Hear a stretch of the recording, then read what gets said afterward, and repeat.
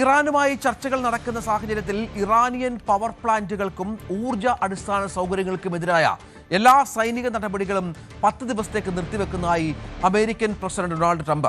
ട്രംപിന്റെ പ്രഖ്യാപനം ഇത് മൂന്നാം തവണയാണ്. നേരത്തെ പറഞ്ഞതുപോലെ അതായത് ആദ്യം ഒരു 48 മണിക്കൂർ വെടിനിർത്തൽ പ്രഖ്യാപിച്ചു.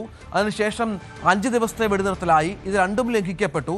വീണ്ടും ഇറാനിലേക്ക് ആക്രമണം നടത്തുകയും ഇറാന്റെ പ്രത്യാക്രമണം ഉണ്ടാവുകയും ചെയ്തു. ഇപ്പോൾ ഏറ്റവും ഒടുവിൽ ട്രൂത്ത് സോഷ്യലിലൂടെ ട്രംപ് പറയുന്നത് ഏപ്രിൽ 6 വരെ ഇറാനിലേക്ക് ആക്രമണം ഉണ്ടാകില്ല എന്നാണ്. ഇറാൻ സർക്കാരിൻ്റെ പ്രത്യേക അഭ്യർത്ഥന മാനിച്ചാണ് ഈ തീരുമാനമെന്നും ട്രംപ് പറയുന്നുണ്ട്. ഇതനുസരിച്ച് 8 മണി വരെയാണ്, ഏപ്രിൽ 6 രാത്രി 8 മണി വരെയാണ് ആക്രമണം ഉണ്ടാകില്ല എന്ന് ട്രംപ് പറയുന്നത്.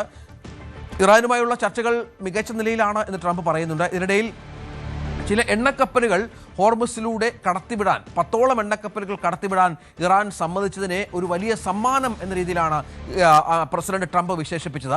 ഇതിൻ്റെയൊക്കെ അടിസ്ഥാനത്തിലാണ് ഇപ്പോൾ ഇത്തരത്തിലുള്ള നീക്കത്തിലേക്ക്, വെടിനിർത്തലിലേക്ക് മറ്റും ട്രംപ് പോകുന്നു എന്നാണ് ഇപ്പോൾ മനസ്സിലാക്കേണ്ടത്. ഏതായാലും ഈ ട്രംപിന്റെ വാഗ്ദാനം അത് എത്ര ദിവസം, എത്ര മണിക്കൂർ നിലനിൽക്കുമെന്നുള്ളത് കാത്തിരുന്ന് കാണേണ്ടി വരും. അജയ് സുധാ ബിജു വിവരങ്ങൾ പങ്കുവെക്കുകയാണ്. അജയ്, ഇത് വളരെ പ്രധാനപ്പെട്ട ഒന്നാണ്. നേരത്തെ ഞാൻ പറഞ്ഞതുപോലെ 2 തവണ ഇതിനു മുൻപ് ട്രംപ് ഇത്തരം പ്രസ്താവനകൾ നടത്തുകയാണ്. പക്ഷേ യുദ്ധം ഇങ്ങനെ അനസ്യൂതം തുടർന്നുകൊണ്ടിരുന്നു. കൂടുതൽ സേനാ വിഭാഗങ്ങളെയും അങ്ങോട്ടേക്ക് പശ്ചിമേഷ്യയിലേക്ക് അയക്കുന്നുവെന്നും കരയുദ്ധത്തിന് തയ്യാറെടുക്കുന്നു അമേരിക്ക എന്നൊക്കെയുള്ള വിവരങ്ങളുടെ പശ്ചാത്തലത്തിൽ അതിനിടയിലൂടെയാണ് ഇത്തരമൊരു പ്രഖ്യാപനം. എന്ത് വിശ്വസിക്കണം നമ്മൾ?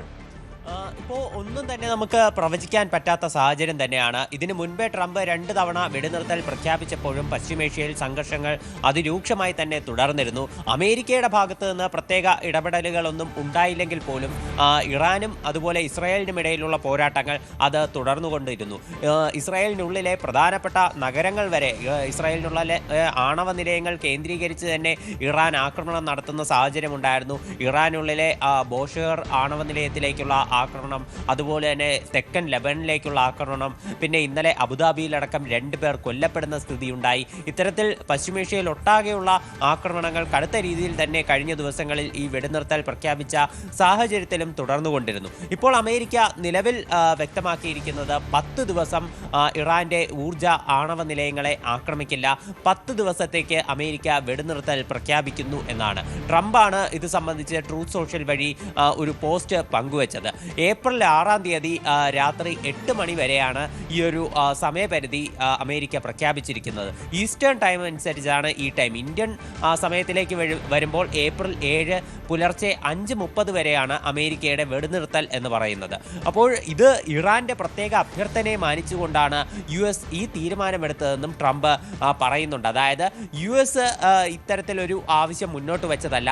പല മാധ്യമങ്ങളും തെറ്റായിട്ടുള്ള വിവരങ്ങളാണ് റിപ്പോർട്ട് ചെയ്യുന്നത്. പ്രത്യേകിച്ച് അദ്ദേഹം എടുത്തു പറഞ്ഞത് വാൾ സ്ട്രീറ്റ് ജേർണലിൻ്റെ ഉൾപ്പെടെ പേരാണ്. വാൾ സ്ട്രീറ്റ് ജേർണൽ അടക്കം ഇത്തരത്തിൽ ഫേക്ക് ന്യൂസുകൾ പ്രചരിപ്പിക്കുന്നു. എന്നാൽ ഇറാൻ ഞങ്ങളോട് അപേക്ഷിക്കുകയായിരുന്നു. അങ്ങനെ ഇറാനിയൻ സർക്കാരിൻ്റെ അപേക്ഷയെ മാനിച്ചുകൊണ്ടാണ് ഞങ്ങൾ 10 ദിവസത്തേക്ക് വെടിനിർത്തൽ പ്രഖ്യാപിച്ചിരിക്കുന്നതെന്നാണ് ട്രംപ് പറയുന്നത്. എന്നാൽ ഇപ്പോൾ മറ്റൊരു അഭ്യൂഹം നിലനിൽക്കുന്നതെന്ന് പറയുന്നത് US ഇപ്പോൾ ഇറാന്റെ ആരോപണം ശരിവെക്കുന്ന രീതിയിൽ കൂടുതൽ സൈനികരെ വിന്യസിക്കാനുള്ള ഒരുക്കത്തിലാണ് എന്നതാണ് പുതിയൊരു ആക്ഷേപമെന്ന് പറയുന്നത്. അതായത് വാൾ സ്ട്രീറ്റ് ജേർണൽ പുറത്തുവിട്ട ഒരു റിപ്പോർട്ട് പ്രകാരം അമേരിക്ക 10,000 സൈനികരെ പശ്ചിമേഷ്യയിലേക്ക് വിന്യസിക്കാൻ ആലോചിക്കുന്നതായിട്ടാണ് വിവരം. ഏതാണ്ട് 5,000 മറൈനുകളെ ഇതിനോടകം തന്നെ പശ്ചിമേഷ്യയിലേക്ക് അയച്ചതായിട്ടാണ് റിപ്പോർട്ടുകൾ സൂചിപ്പിക്കുന്നത്.